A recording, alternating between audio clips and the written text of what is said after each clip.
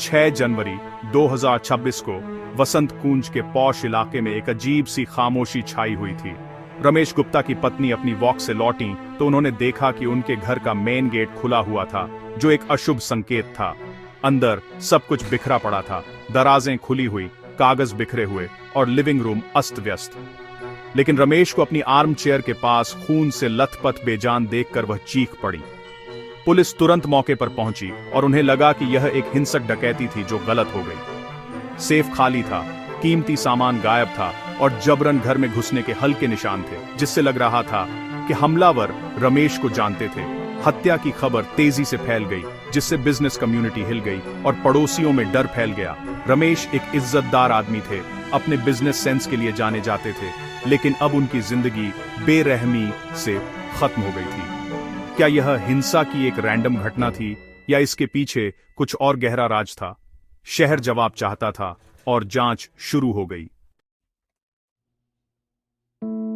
जांचकर्ताओं को लगा कि यह एक क्लासिक डकैती थी जो गलत हो गई थी। घर अस्त व्यस्त था, सेफ खाली था और रमेश की पत्नी ने बताया कि कैश और ज्वेलरी गायब थी। पुलिस ने लोकल गैंग्स पर ध्यान दिया, ये मानते हुए कि यह एक सेंधमारी थी जो तब जानलेवा हो गई जब रमेश ने चोरों को चौंका दिया।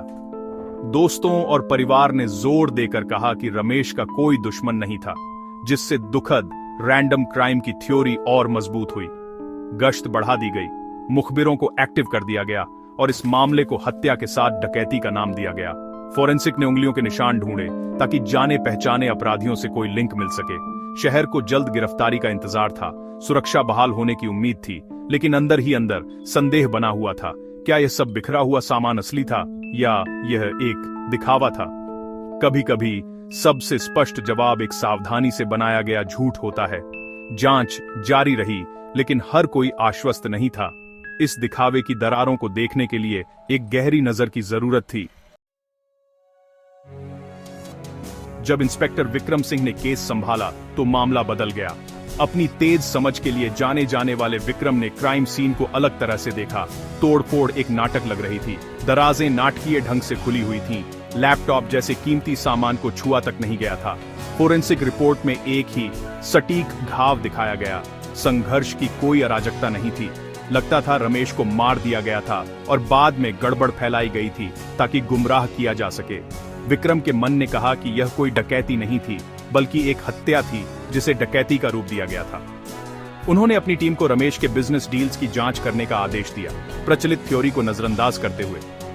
किसी आदमी को ज्वेलरी के लिए नहीं मारा जाता, उन्होंने अपनी टीम से कहा, बल्कि उन रहस्यों के लिए जो वह रखता है। हर डील, हर क्लाइंट, हर विवाद, विक्रम को सब कुछ चाहिए था। जांच चोरी के सामान से हटकर रमेश की छिपी हुई जिंदगी पर केंद्रित हो गई। विक्रम का मानना था कि असली मकसद प्रॉपर्टी डील्स की दुनिया में दफन था। केस एक तेज, अप्रत्याशित मोड़ लेने वाला था। सच्चाई की खोज वास्तव में शुरू हो चुकी थी। विक्रम की टीम ने रमेश के बिजनेस रिकॉर्ड्स की छानबीन की, असामान्यताओं की तलाश में। एक जूनियर कांस्टेबल को एक जमीन की बिक्री से जुड़ा एक बड़ा लेन देन मिला, सिवाय इसके कि जमीन कभी आधिकारिक तौर पर बेची ही नहीं गई थी। खरीदने वाला एक शेल कॉरपोरेशन था, डील कागजों पर एक भूत थी। जमीन अभी भी स्थानीय किसानों की थी, जिससे एक धोखाधड़ी वाला लेन देन सामने आया। रमेश ने एक बिचौलिए के रूप में काम किया था, एक आपराधिक जमीन हड़पने के लिए एक झूठा कागजी निशान बनाया था। तोड़फोड़ अब समझ में आ रही थी। हत्यारे इस नकली डील से जुड़े दस्तावेजों की तलाश में थे। गायब हुई फाइलें मुख्य सुराग बन गईं। रमेश को कीमती सामान के लिए नहीं मारा गया था, बल्कि उस जानकारी के लिए मारा गया था जो उनके पास थी। वह एक खतरनाक चेन की महत्वपूर्ण कड़ी थे और कोई उस कड़ी को तोड़ना चाहता था।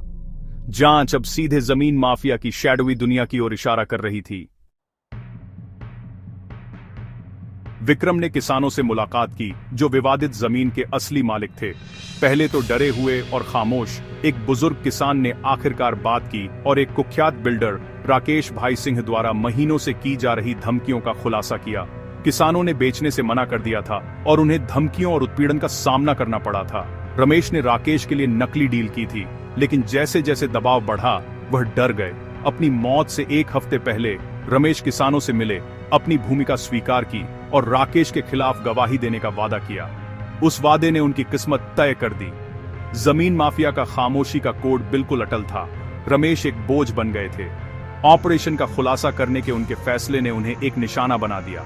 मकसद अब साफ था, रमेश को एक आपराधिक साम्राज्य को बचाने के लिए खामोश कर दिया गया था। यह पैसे के बारे में नहीं था, यह एक गवाह को चुप कराने के बारे में था। विक्रम को अपनी सफलता मिल गई थी। मामला अब डकैती के बारे में नहीं था, बल्कि संगठित अपराध के बारे में था।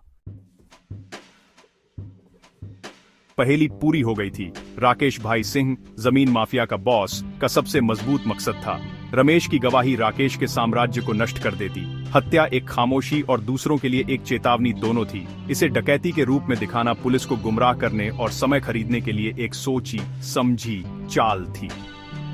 क्रूरता ने एक संदेश दिया, धोखा मतलब मौत। राकेश की पहुंच और कानून की परवाह न करना पूरी तरह से दिखाई दे रहा था, लेकिन मकसद ही काफी नहीं था। विक्रम को ठोस सबूत चाहिए थे। राकेश के वकीलों और प्रभाव का नेटवर्क पलटवार करेगा। विक्रम ने धोखाधड़ी वाले सौदे के कागजी निशान पर ध्यान केंद्रित किया। कहीं न कहीं उन्हें उम्मीद थी, राकेश को नीचे गिराने का सबूत था। अकाट्य सबूत की तलाश शुरू हो गई। विक्रम ने सब रजिस्ट्रार के कार्यालय पर ध्यान केंद्रित किया, जहां प्रॉपर्टी डील्स आधिकारिक तौर पर दर्ज की जाती है। उनकी टीम ने हत्या के आसपास के दिनों के विजिटर लॉग और सीसीटीवी फुटेज की समीक्षा की। राकेश के दो सहयोगी रमेश की मौत से एक दिन पहले कार्यालय गए थे और विवादित जमीन के बारे में पूछताछ कर रहे थे। हत्या के घंटों बाद वे जमीन के टाइटल की प्रमाणित कॉपी का अनुरोध करने के लिए वापस आए। यह उनके कवर अप का अंतिम कदम था, सबूत नष्ट करना और एक अलीबी बनाना। टाइमलाइन डैमिंग थी। सहयोगियों ने रिकॉर्ड्स की जांच की। रमेश को मार दिया गया। फिर उन्होंने आधिकारिक सबूत हासिल किए कि डील कभी हुई ही नहीं थी। अपराध को मिटाने की उनकी कोशिश ने सबूतों का एक नया निशान बना दिया था। रजिस्ट्री की घड़ी ने उनकी हताश चालों को कैद कर लिया था। विक्रम के पास अब हत्या को कवर अप से जोड़ने का तकनीकी सबूत था। राकेश सिंह के खिलाफ मामला कस रहा था।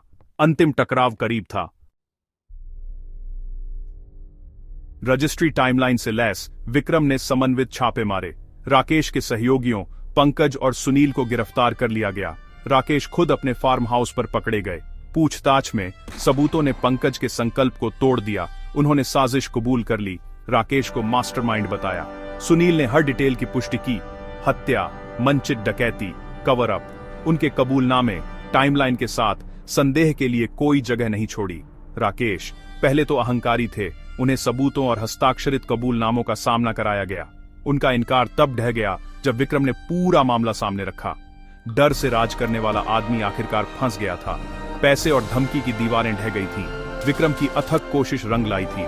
जमीन माफिया का राज खत्म हो गया था। न्याय पहुंच के भीतर था।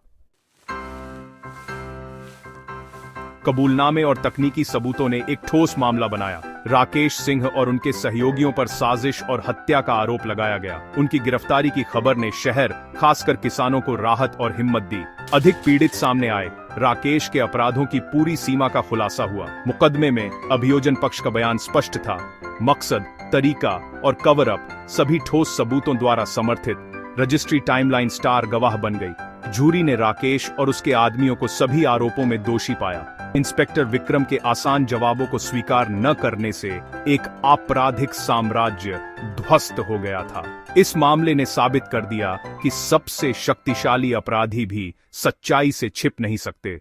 आखिरकार न्याय मिल गया।